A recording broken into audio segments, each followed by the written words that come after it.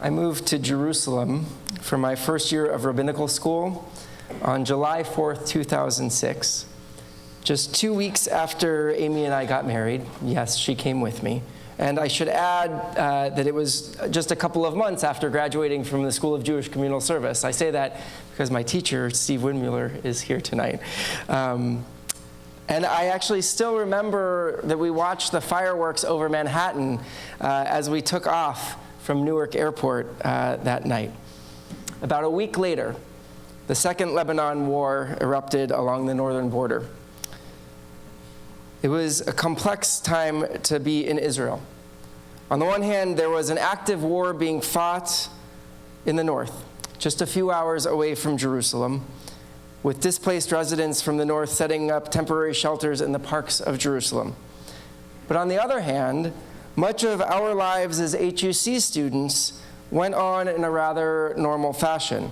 We went to classes at HUC every day, working on our Hebrew and getting oriented to this country in which we would live for the next year.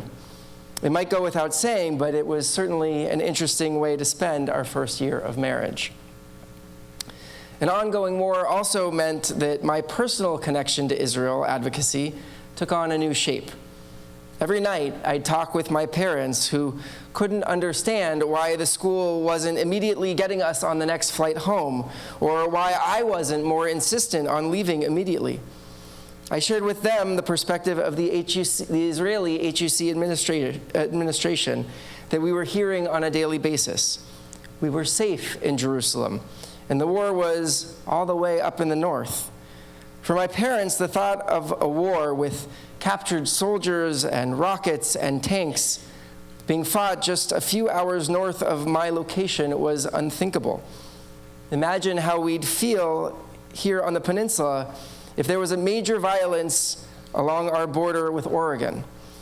For the Israelis around me, I think there really was a sense that the violence and danger, at least for the time being, was concentrated in specific known places.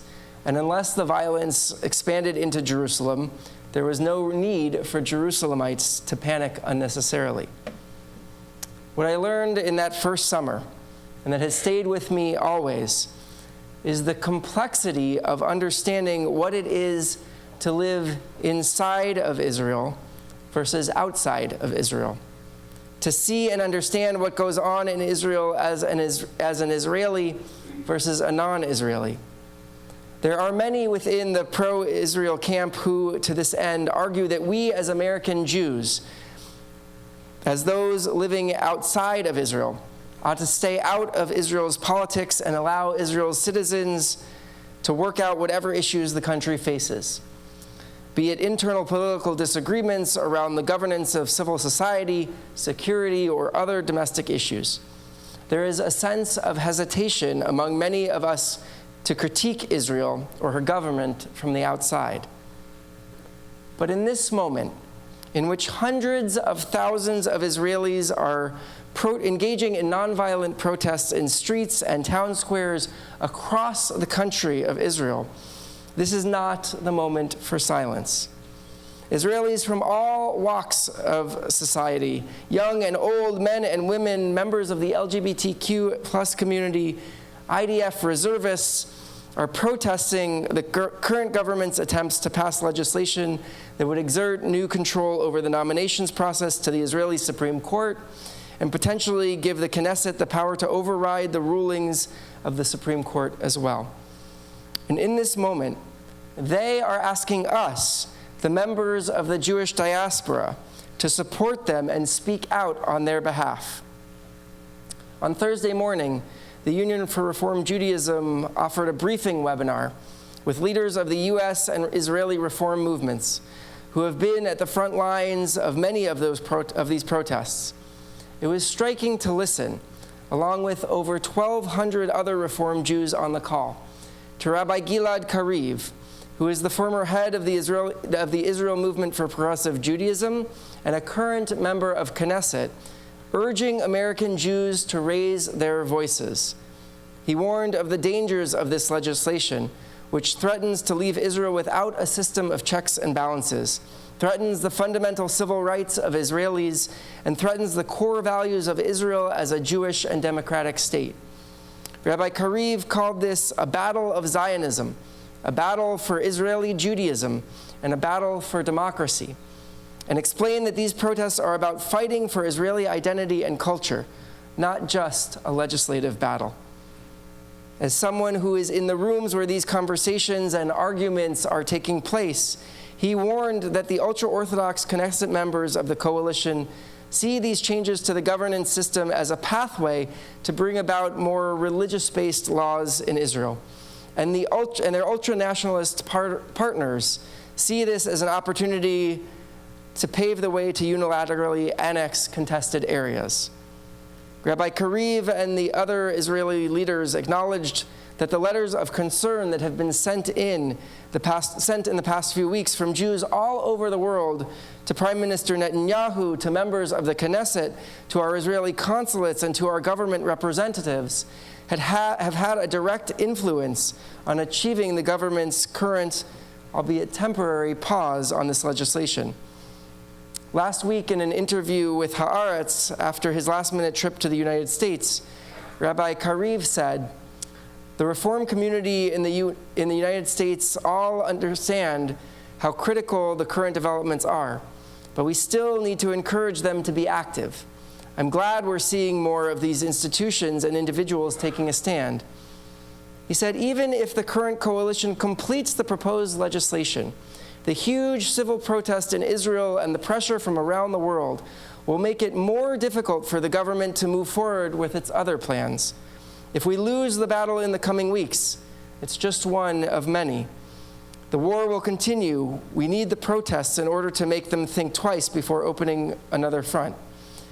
Kariv adds that there is a very important role for Jewish American communal and political leaders. If central figures are quietly signaling to senior ministers that this creates challenges for U.S.-Israel ties, if an Israeli minister is getting a call from a prominent member of Congress saying, "You need to revisit this," it encourages the Israeli legislature to think if something else should be done. The coming 2-3 weeks will be crucial, he concludes. Even though Prime Minister Netanyahu has agreed to a temporary pause, there is still much uncertainty about what will come next.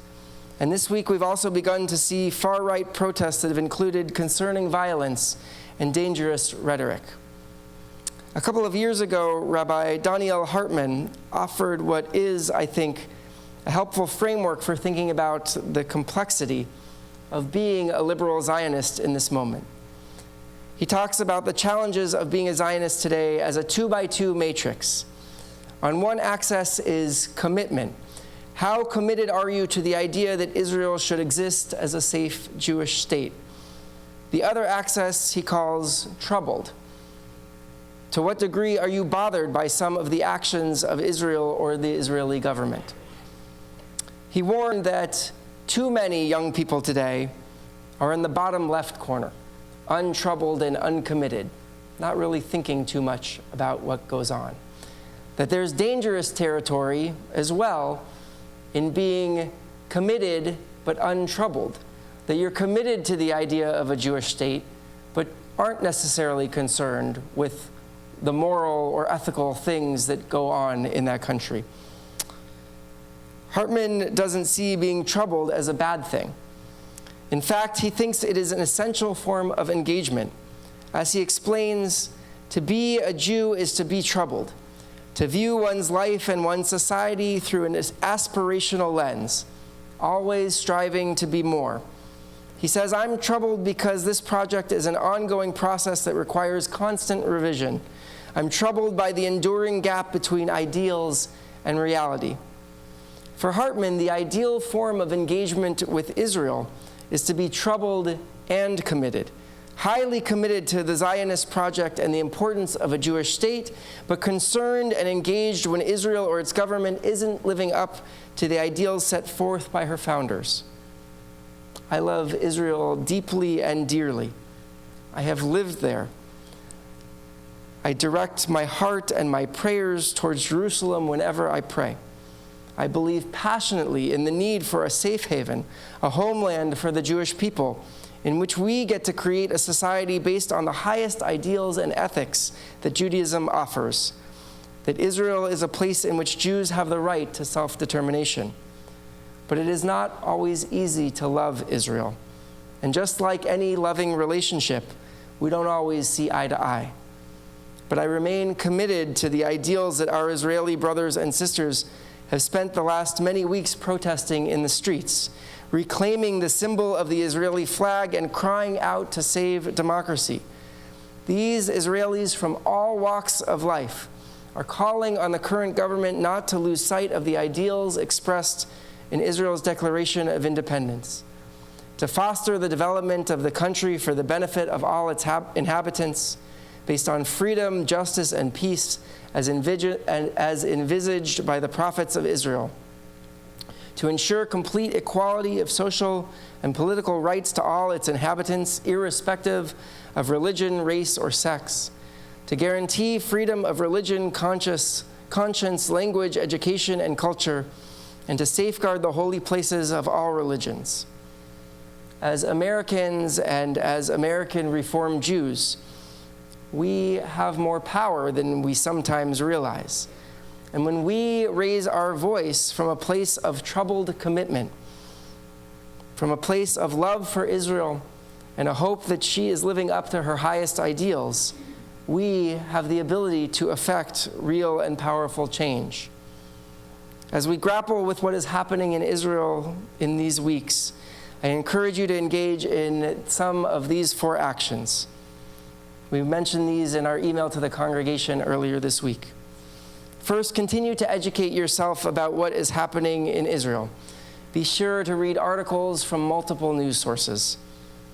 Number 2, support Israelis in Israel by giving tzedakah to those organizations fighting for democracy and civil rights, like ARTSA, the Association for Reform Zionists of America, the IMPJ and Iraq's Emergency Campaign, and maybe even the New Israel Fund.